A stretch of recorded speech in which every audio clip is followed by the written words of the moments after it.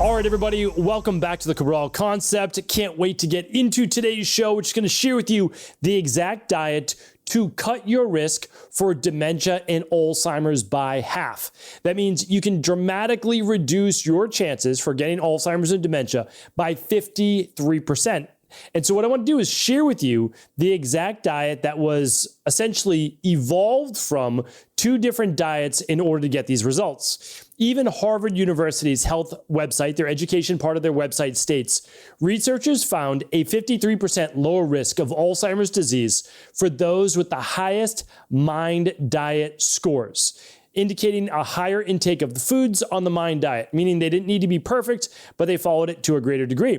They also found that those people who had a moderate score, so they just did okay following the mind diet, had a 35% lower rate compared with those with the lowest mind diet scores. That means even following this diet a little bit improves your chances for not getting Alzheimer's or dementia. So what I want to do is share with the diet that they came up with, and essentially what they did was they took the Mediterranean diet, and then they took the DASH diet and they combined them together. Now, I have previous podcasts on the Mediterranean diet, which I call the foundation of all healthy diets. And then I have a separate podcast on the DASH diet. Now, the Mediterranean diet, no doubt about it, is overall a better, healthier diet. But the DASH diet is very specific and it's aimed at helping people with hypertension. So it's literally a diet that was come up with mainly for higher levels of hypertension or blood pressure. And so when we look at combining the both of them, what the DASH diet does, because the DASH diet is essentially evolved for the Mediterranean diet, they go lower on sodium. They allow a few foods in that the Mediterranean diet wouldn't allow and vice versa. But really what you're looking at is a Mediterranean diet and lower amounts of sodium. So I'm going to link those up today. All the research, as well as a show on the Mediterranean diet and a show on the DASH diet, will be at stephencabral.com/3114. But let's also go over the exact diet that they followed and the two most important foods to be eating, because they actually stated those as well. So let's go over it right now. So again, this is something that I want to share, that I'm the messenger for this, and it absolutely does work. Now, you can like another type of diet, and that's okay as well, but this diet irrefutably does work. And I want to share one other point to this, is that they ended up, this is a 10-year study, they ended up doing a bunch of follow-up studies with these patients as well. And what they also found was that there was a reduction of calories by 250 calories essentially per day for the control group and for those on the mind diet. So why does this matter? Well, it matters because the people who reduced their total calories and were working with a dietitian probably followed a healthier diet than they had before, and they ended up losing 11 pounds. Now, this was a shorter follow-up study. So what I'm saying is that everybody most likely got results from losing 11 pounds and reducing oxidative stress in the body. I'm going to share about that, why this is so effective. But also, the people who followed the mind diet to the greatest degree got 53% better than the results even of the other people who still got results because they lowered their caloric intake. So no doubt about it. Again, this does work. You may not like all the foods on it, but I want to share with you that essentially following this is going to get you more results than not. Okay, so here's what they did. 3+ servings of whole grains per day. Now, right away when people hear that, they say, oh, so you want me to eat bread and pasta every day? It's not saying that. A whole grain can be oatmeal, which we know is great for all the leading causes of disease. Again, if you're sensitive to oatmeal, I totally get it. Don't eat oatmeal, right? But I am sharing with you that the fiber from these things is also very beneficial. There's other factors as well. I've got a whole show just on actually the benefits of oats. Now, should they be gluten-free? Should they be mold-free? Yes. Should you have already improved all of your gut function issues? Yes. Yeah, I'm not saying that at all, but yes, that is a great thing. But you can also, you can include millet, you can include barley, you can include buckwheat, you can include, what else? Quinoa, anything that you feel is a good, healthy whole grain for you. Okay. And again, even if you didn't want to do whole grains, we'll talk about some of the others, including at least 1 serving a day of vegetables, which is wild because literally it's only 1 serving a day, when to improve all factors and all-cause mortality, we're looking for at least 5 servings a day of veggies, 7 to 9 of fruits and vegetables. Okay.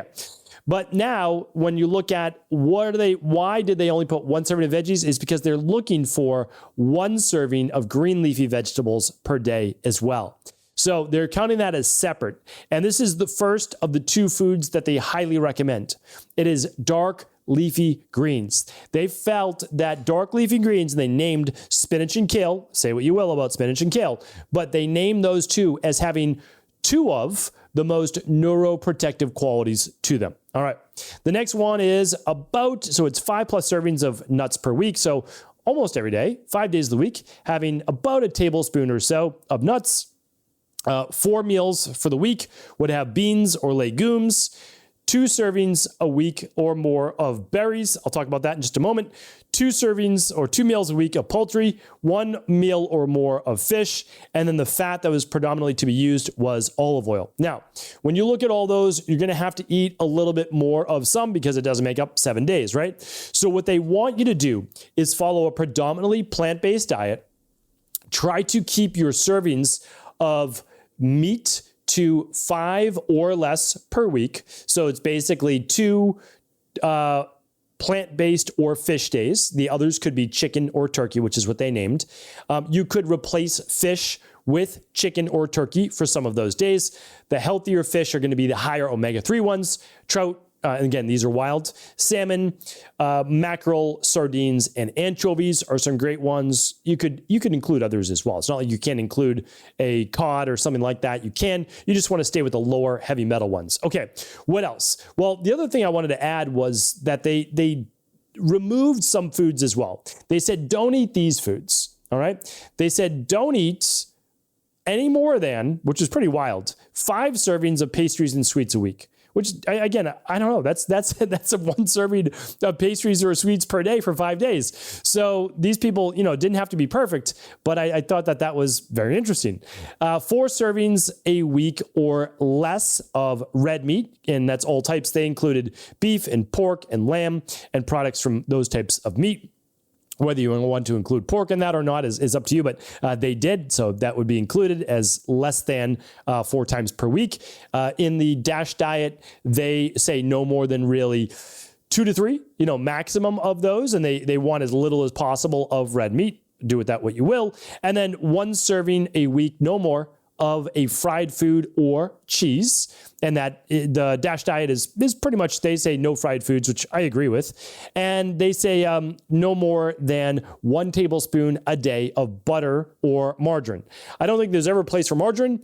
It's simply not a health food in any way, shape, or form. I think some grass-fed butter could be beneficial for some individuals, depending on what the rest of their day looks like in terms of animal-based products. Again, not saying it's bad. I'm looking at total consumption and then basing that on the science as well. So I found that to be really fascinating. So what is that other food I was alluding to? It was berries, which is why, although the original Mind diet is phenomenal as to the results it got, if they could redo it, they were looking at increasing the amount of berries per day.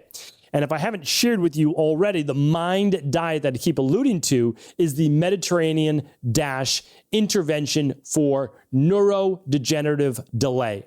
And again, they worked really hard at just finding some words to make up Mind diet, right? Because this is mainly meant for cognitive-based decline, Alzheimer's, and dementia. Remember that Alzheimer's is a form of dementia. There's many different levels of dementia that they're trying to help people with. Memory recall, all of those things are a big part of it. So I wanted to read you just a little bit more about this because I did find this pretty fascinating, is that when they looked at, so one last thing back to the berries, is that if they could choose 2 foods to increase, it would have been dark leafy greens, spinach and kale, just being 2 of those, but that's what they named, and then berries. So the berries would be blackberries, raspberries, blueberries, especially if you can get wild blueberries. It could be cherries, it could be strawberries. And the reason they mention these is that they have a greater propensity to knock down inflammation, free radical damage, and oxidative stress.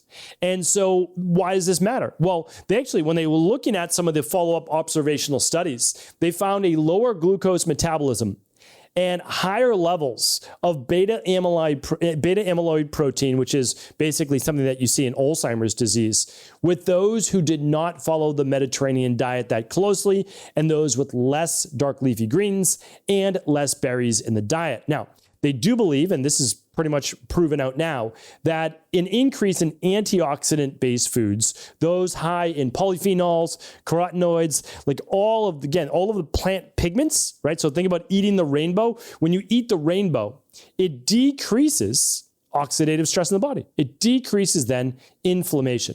And if there's not as much inflammation in the body or brain, then we don't have as much beta amyloid plaque increasing. So again, take that for what it is. Like whatever you're eating for your diet, I can tell you this. If you add in some of those dark leafy greens, choose your favorite, as well as berries on a daily basis, I think you're going to be doing yourself a really great service. All right, the other one they found is this, is that now, why did they find that the MIND diet worked better than the DASH diet alone or the Mediterranean diet alone? It's because it seems that for certain individuals, at least, too much salt, and I would say not enough sweating, right? But too much salt increased levels of a certain protein found in the brains of people with Alzheimer's disease that caused cognitive impairment. So I'll link all these studies up for you, but that is one of the reasons why they believe that is quite detrimental. And let me just give you two more, because I think that these are important follow-ups. As I said, I'll link all of these up for you, is they did another study, and they looked at, well, what happens if we were to add just a multivitamin, just a like daily activated multivitamin for people that could be recommended for Alzheimer's and cognitive decline. So this study was, the MIND diet study was 10 years long. A year ago, they said, okay, let's check it out. What if we added a multivitamin to help boost memory performance? And what they found was this. Over the last two studies over the last 2 years, they found that memory test scores in older adults compared to participants who took just a placebo were increased after taking a good multivitamin. Another study showed that participants who took a daily multivitamin did better on a wide range of cognitive tests and had significant improvements in memory and executive function, which was attention, planning, and organization to those that didn't. So why I wanted to share that with you is, let's say you didn't do anything else besides follow this style of diet. Even just not being perfect, but 80-90% would probably get you the same results that these people found at 53% risk reduction. But then you added a multivitamin as well. Now, you still haven't added any detox protocols. You haven't added any improvements of sleep. You haven't added your exercise, your movement, sauna or sweating. You haven't added reduction in overall stress levels, if I haven't mentioned that. And you haven't even added any of the other great nutritional supplements like an omega-3 or others that have been proven to be quite helpful, magnesium, vitamin D3, etc. So even if you just improve your nutrition and take a daily activated multivitamin, that's a functional medicine form of it. Again, I can't link them up. You can see the daily activated multi or the daily nutritional support powder, which both are the same. One just has a plant-based protein in it at StephenCabral.com/shop. That just takes you over to Equalife. You can see what we use. You don't have to use them. You can go with your favorite functional medicine doctor or integrative health practitioner's recommendation, but I want to show you exactly what we use. And as I said, this could be really helpful for your parents, your patients, yourself. If you really know yourself and you say, you know what, I'm probably not going to exercise. I'm probably not going to get my 10,000 steps. I'm probably not going to use a sauna. I'm probably not going to work on stress reduction. I'm probably not going to improve my sleep, like any of those things. Okay, well, just doing this cuts your risk factor in half. And I think that that's why this information is so important, because not all, it's less than 13% of the population exercises. And so when you look at that, we need to do things that are interventions for overall population. And so when we look at overall population, we have to give recommendations like this that do work. And then once we start to see, 11 pounds of weight loss, improvement in cognitive ability, great. So now we can start to say, this is working. Why don't we try to add a little bit more steps? If you're doing 3,000 steps a day, why don't we try to get that to 4,000 over the next month? It's just 10 more minutes of walking per day. Could we do that? No, ankles don't feel right, back hurts. Okay, could we use an exercise bike then for 10 minutes? So it's just gradually working people up to a healthier overall lifestyle. But I do believe that nutrition and supplementation should, I don't know if it has to come first, but you will get the results the fastest by improving your overall nutrition and adding some good supplementation. That's what we've done in our practice now for the past 20 plus years. We've seen well over now 300,000 one-on-one appointments, ran over 500,000 labs. So we have the data, we know that it works, and I love being able to add additional science like this to say, well, if you're an IHP, we've been teaching this to our integrative health practitioners for many, many years. You're on the right track, you're doing the right things, start to work this into people's nutrition plan, and they will get the benefits. So as I said before, all the scientific studies are at stephencabral.com/3114. I'd love to be able to help you out with any other questions you have. Do feel free to leave them in the comments or even ask them at Ask Cabral for our weekend show. So thanks so much, everybody. Have an amazing day. Do share the show with anyone you believe it could serve. Take care. Thanks so much for tuning into today's show. Before you go, don't forget to hit that subscribe button. I want to make sure that you're getting our daily content, not missing out on anything functional medicine, wellness, weight gain, weight loss, anti-aging, living longer, stronger, and all of the most cutting-edge research. And if there's any topics you want to hear, feel free to leave them in the comments below. Take care.